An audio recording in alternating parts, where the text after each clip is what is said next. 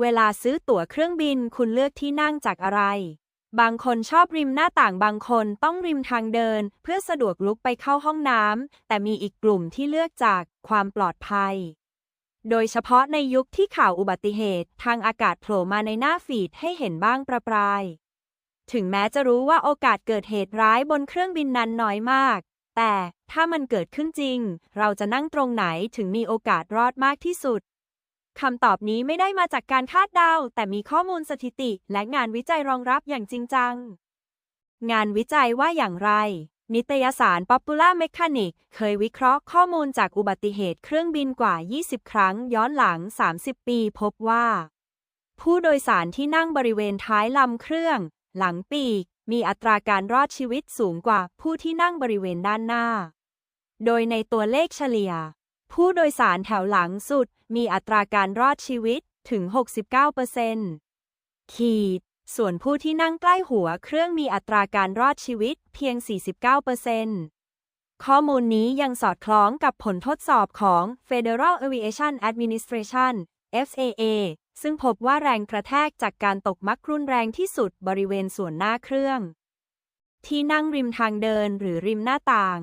ในกรณีที่ต้องอพยพฉุกเฉินที่นั่งริมทางเดินมักจะช่วยให้เคลื่อนตัวได้เร็วกว่าแต่ถ้ามองในแง่ความปลอดภัยจากแรงกระแทกและเศษซากที่นั่งตรงกลางของแถวโดยเฉพาะบริเวณท้ายเครื่องมักจะมีโอกาสรอดมากกว่าเพราะได้รับการห่อหุ้มจากผู้โดยสารด้านข้างแล้วที่นั่งตรงปีกล่ะหลายคนคิดว่าที่นั่งบริเวณปีกคือจุดศูนย์ถ่วงของเครื่องบินและน่าจะปลอดภัยที่สุดแต่ความจริงคือบริเวณนี้ใกล้ถังเชื้อเพลิงและหากเกิดเพลิงไหม้จากการชนหรือตกโอกาสรอดจะต่ำกว่าจุดอื่น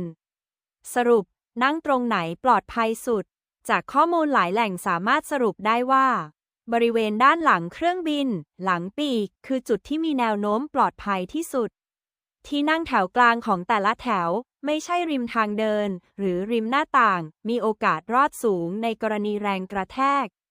ควรนั่งใกล้ทางออกฉุกเฉินเพื่อเพิ่มโอกาสอพยพได้เร็ว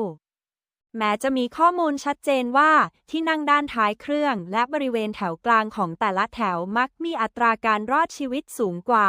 แต่สิ่งสำคัญที่ไม่ควรมองข้ามคือความพร้อมของตัวคุณเองในการรับมือกับเหตุฉุกเฉิน